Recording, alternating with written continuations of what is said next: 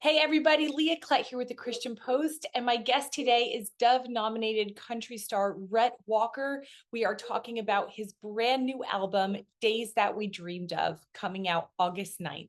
You've talked about this album as sort of being the culmination of life lived and lessons learned, and you have a really incredible testimony yourself. I heard you share some of that in Ocean City.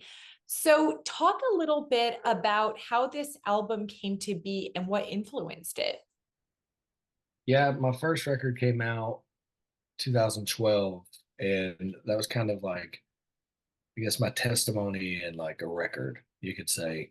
Um, Teenage pregnancy to like trying to, figure out my senior year of high school, because that was the summer before my senior year in high school that we found out April was pregnant, to getting a job, to, all these things. And When Mercy Found Me was that time, which was my testimony of song.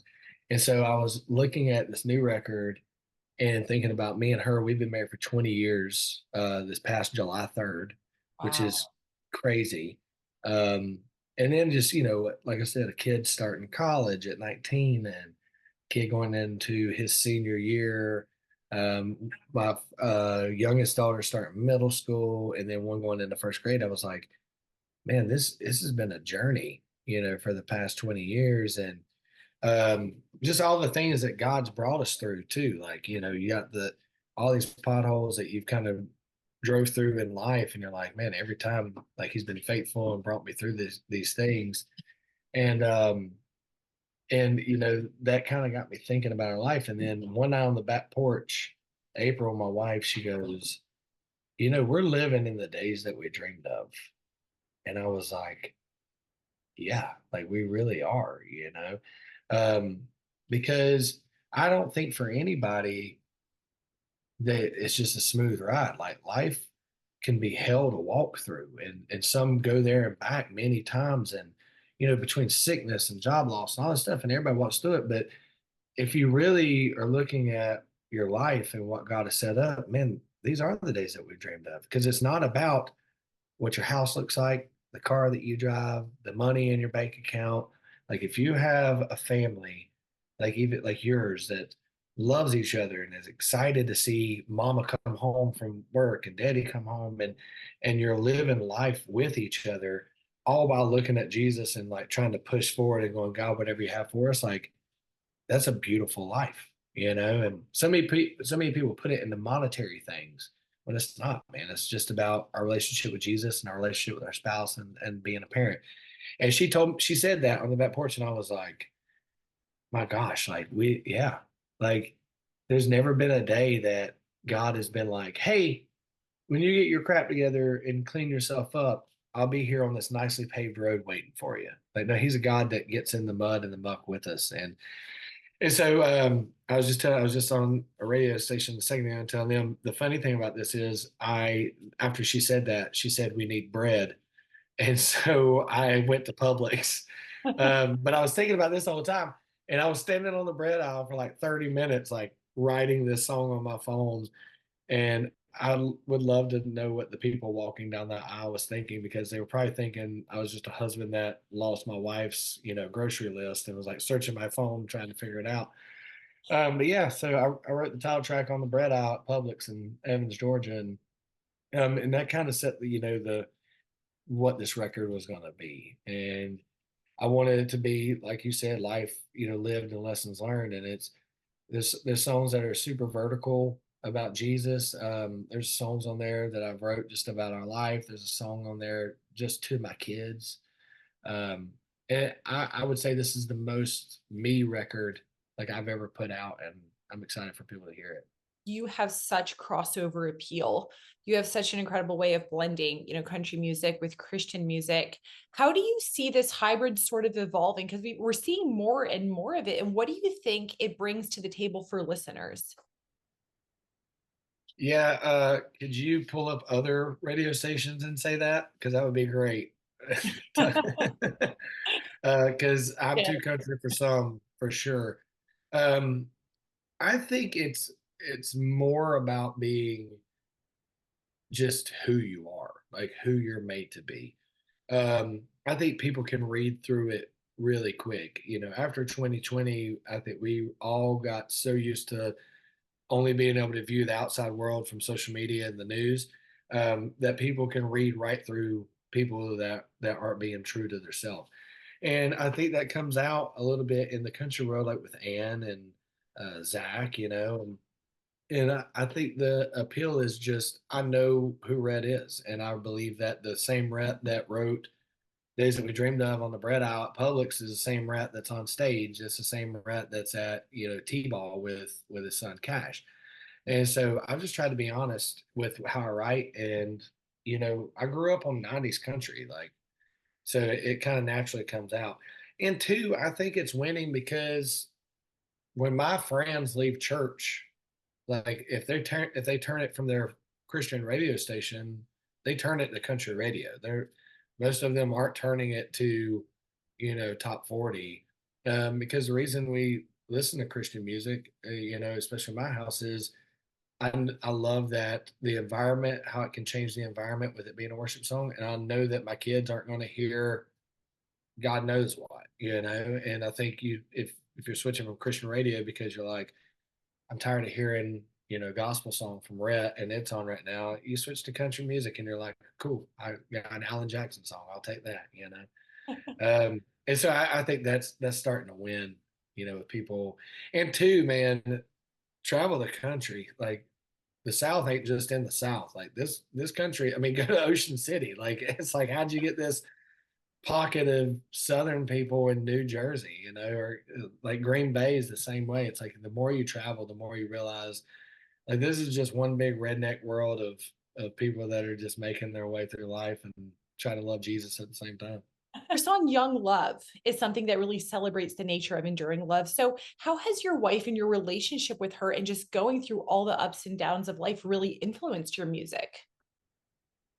I think it's probably the biggest influence. I mean, especially with celebrating 20 years, this year. We put out Young Love on Valentine's weekend, which you would think we're like the best at marketing and planning, but I just all these things just kind of fell into how, the direction that they're going, which I think is another testament. Me and my wife talked about that. Like we're just walking in the doors that get open. Like any door that God opens, like if we feel this is what we're supposed to do, we just chase it down. Um, but my relationship with my wife is the most important to me, and um, we go on the back porch every night, and even at our Airbnb here in Nashville because we're here for the Opry tonight and record release and all that stuff, and we're on the back porch last night just looking at the skyline going, man, look what God has done, from babies having babies to moving to Nashville, hoping to get a career in this music, business and then God opening the doors with the Grammy nom and then just going and the way my career has been, just like, man, it's wild to see God move in every way that he did because we weren't even in the statistics to make it. Like if you're talking 20 years of marriage, like everybody doubted us, on that one. And we were 17, And so it's like to see God do a career, have a 20-year marriage, 4 kids, and be able to live a decent life is crazy. And so I never discount that. And I think that's what comes out in my lyrics is like, man, everybody don't have a teenage pregnancy story, but a lot of people have a young love story, and maybe it's fresh out of high school, fresh out of college, or whatever it may be. But there's a way to celebrate that and still celebrate it through the lens of like Jesus is the one that led it. Well, congratulations on the Opry tonight and on your Dove nomination. I mean, this is Oh, yeah. huge. How are you feeling? What does all of this mean to you? I don't know. I mean, I don't, dude, the accolades are cool. I think I'm more excited about like just going to the Doves and seeing like my friends. Um, to get nominated is wild. Just because music is so subjective. Like you don't even know if like your mom and dad will like it. And so for like the like Dove, like the for them like the association to be like, hey, we value your art. This song we think it's, made an impact on the industry. You're nominated for this. That's wild. I've been doing it for 12 years, and to still be, a part of it all is a blessing. And it's kind of like the cherry on top of everything, because I love touring so much. I love coming to Ocean City, like just being able to play with people and meet people that I never would have met outside of heaven. Like, I don't even know y'all's last names. It's like the fact I don't know what you're walking through, but we get to be a part of something together. It's cool. So, to be nominated for it and to be seen by the association is yeah, it's the cherry on top. And I'm thankful. I've never won anything that I've been nominated for. Um, Even like the Grammy, I couldn't pretend that I was like maybe close second, because I got beat at the Grammys by a tie. So I was at least third. It's like I can't even pretend like I was close to winning. Um, so I don't know if I win or not, but um, because I mean, there's a lot of good people in there. Ann's in there, Zach's in there, and so whoever wins, that's great. I'm still going to have a fun time, and I'm going to try to get kicked out of the Dubs. What is your hope for this album? Your music already reaches so many people, but with this specific album, what do you hope people take away from it after listening to it? Man, the main thing was the days that we dreamed of.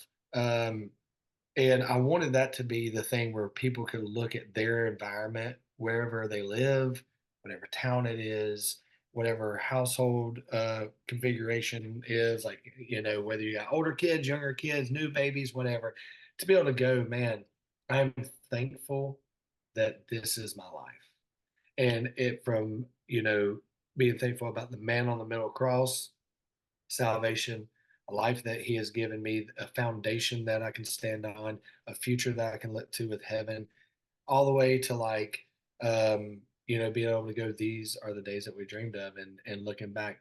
And it's like I've said many times, it's not the house you live in, it's not the car you drive, it's not the money in your account, it's the family, and it's the foundation of going, God is good. I woke up this morning with breath in my lungs. There's joy to be lived in. And so I want to walk in that no matter what my circumstances are. And so this is a record about life. It's a record about my 20 years with being married with kids. And so I hope people can kind of take that and go, man, I see my life through the lens of this record. I mean, 87 Chevy, that song was written just because I was born in 87. And the Chevy is more of a look of the life through the windshield ahead of you, but also acknowledging the rear view mirror and going, man, we have made it through a lot of potholes. And I didn't know if we were going to make it here at some times, but we kept the pedal down and we're still pushing forward.